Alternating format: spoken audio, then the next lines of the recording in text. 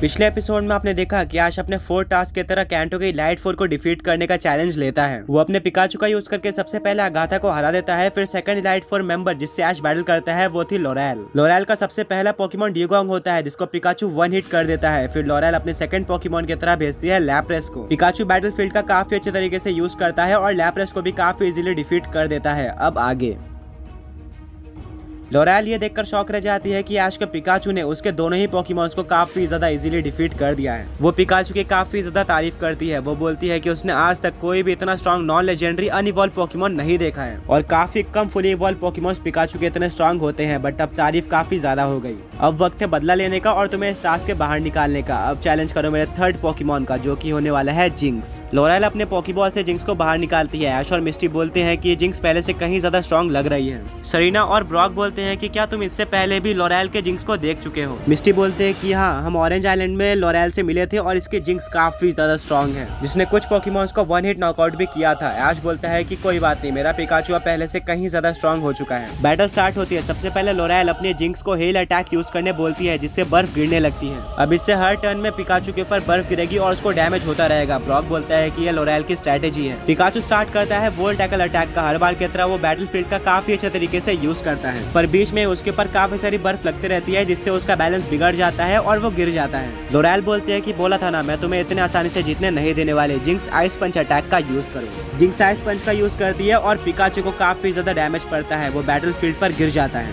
और उसके ऊपर दोबारा से बर्फ गिरती है जिससे उसको डैमेज पड़ता है। ऐश बोलता है कि पिकाचू आयरन टेल अटैक का यूज करो। वहीं पर लोरेल अपने जिंक्स को आइस पंच अटैक यूज करने बोलती है। दोनों ही अटैक टकरा जाते हैं बट पिकाचू का आयरन टेल ज्यादा स्ट्रॉन्ग था जिसके चलते जिंक्स को डैमेज पड़ता है और वो नीचे गिर जाती है। ऐश अपने पिकाचू को थंडर अटैक यूज करने बोलता है और यह अटैक भी जिंक्स पर लग जाता है जिससे जिंक्स को और भी ज्यादा डैमेज पड़ता है पर तभी पिकाचू के ऊपर वापस से बर्फ गिरती है। सरीना बोलती है कि तुम्हें बर्फ का कुछ ना कुछ करना होगा वरना इस तरह पिकाचू वीक होते जाएगा और लास्ट में वो हार जाएगा और ये तुम्हें आगे आने वाली बैटल्स में भी दिक्कत देने वाले हैं। ब्रॉक बोलता है कि हर एक लाइट 4 के पास एक स्पेशलिटी है और इसी के चलते कैंटो के लाइट 4 को सबसे ज्यादा स्ट्रॉन्ग माना जाता है और इसको कोई भी चूज नहीं करता बैटल करने के लिए। ऐश ब्रॉक से पूछता है कि हेल अटैक को कैसे रोका जाए। ब्रॉक बोलता है कि ये 5 टर्न्स में ऑटोमेटिकली रुक जाता है, तुम्हें कुछ करने की जरूरत नहीं है। 4 टर्न्स ऑलरेडी हो चुके थे और 5वें टर्न की तरह ऐश अपने पिकाचू को थंडर बोल्ट यूज करने बोलता है। जिंक्स बैटलफील्ड का यूज करती है और वो स्केट करते हुए काफी ज्यादा इजीली थंडर बोल्ट को डॉज कर लेती है और पिकाचू के ऊपर बर्फ पड़ती है जिससे पिकाचू को डैमेज पड़ता है बट फाइनली हेल रुक जाती है। ऐश काफी ज्यादा रिलैक्स हो जाता है बट तभी प्रीमा एक स्माइल देती है और वो जिंक्स को दोबारा से हेल अटैक यूज करने बोलती है जिससे वापस से बर्फ पड़ना स्टार्ट हो जाती है। अब ऐश काफी फ्रस्ट्रेट हो चुका था। वो बोलता है कि पिकाचू चलो इस बैटल को खत्म करते हैं, तभी ये हेल रुकने वाला है। ऐश अपने पिकाचू को इलेक्ट्रो वेब यूज करने बोलता है जो कि जिंक्स के ऊपर लग जाता है और जिंक्स फंस जाती है। ऐश अपने पिकाचू को जिंक्स के नीचे आयरन टेल का यूज करने बोल देता है जिससे जिंक्स के नीचे की बर्फ टूट जाती है और जिंक्स पानी में गिर जाती है। फिर ऐश अपने पिकाचू को पानी के अंदर थंडर बोल्ट अटैक यूज करने बोलता है। अब क्योंकि जिंक्स पानी में था तो पिकाचू के थंडर बोल्ट का डैमेज कहीं ज्यादा बढ़ जाता है और जिंक्स को काफी ज्यादा डैमेज पड़ता है। जिंक्स ऑलमोस्ट हार गई थी पर तभी प्रीमा पोशन निकालती है और वो अपने जिंक्स को एक हाइपर पोशन दे देती है। जिंक्स की एचपी वापस से रिकवर हो जाती है और ऐश को दोबारा से जिंक्स को वीक करना होगा। ऐश बोलता है कि क्या ये तो चीटिंग है, ये रूल्स के खिलाफ है, तुम अपने पोकेमॉन्स को बैटल के बीच में हील नहीं कर सकते। लोरेल बोलती है कि वो रूल सिर्फ तुम्हारे लिए। अब तुमको रियलाइज हो रहा होगा कि पोकेमॉन मास्टर चैंपियनशिप के टास्क इतने ज्यादा इजी नहीं है और मैं तो सिर्फ सेकंड इलाइट 4 मेंबर हूँ। तुम्हें अभी 2 और इलाइट 4 मेंबर्स को डिफीट करना है इसी पिकाचू का यूज करके और उनके पास भी अलग अलग स्ट्रेटेजी और पोशन वगैरह होने वाले हैं। तुम्हारे लिए ये बहुत ज्यादा डिफिकल्ट होगा। ऐश को ये बात बिल्कुल भी नहीं पसंद आती। सरीना बोलती है कि एक चैलेंजर का असली टेस्ट यही होता है, तुम्हें टफ अपोनेंट को फेस करना होगा और वो कुछ भी कर सकते हैं बट चैलेंजर कुछ भी नहीं कर सकता है। अब ऐश काफी ज्यादा सैड हो जाता है। उसको लगता है कि ये तो चीटिंग कर रहे हैं और अब वो ये बैटल हार चुका है। अगर मैं कोशिश भी करता हूँ तो भी ये पोशन का यूज करके अपने जिंक्स को हील कर लेगी और मेरे पिकाचू को वीक करते जाएगी जिससे अभी नहीं तो मैं आगे हार ही जाऊंगा। तभी बर्फ पड़ने लगती है और पिकाचू को दोबारा से बर्फ से डैमेज पड़ता है। ब्रॉक बोलता है कि मेरे पास एक आइडिया है, तुम एक काफी पावरफुल अटैक का यूज करो और जिंक्स को 1 हिट नॉकआउट कर दो जिससे उसकी थोड़ी भी एचपी ना बचे और लोरेल के पास मौका ही ना हो उसके ऊपर पोशन का यूज करने का, क्योंकि अगर एक पोकेमॉन एक बार डिफीट हो जाता है तो उसके ऊपर दोबारा पोशन नहीं यूज किया जा सकता। ऐश बोलता है कि मेरे पास ऐसा कोई अटैक नहीं है। मिस्टी बोलती है एक और बार सोच लो ऐश। तभी ऐश को याद आता है कि उसने ऐश वर्सेस मिस्टी बैटल के अंदर जी मूव का यूज किया था और इसके जी मूव से आज तक काफी कम ही पोकेमॉन्स बच पाए हैं। ऐश अपने जी रिंग और जी क्रिस्टल को बाहर निकालता है और वो अपने पिकाचू को अपनी कैप दे देता है।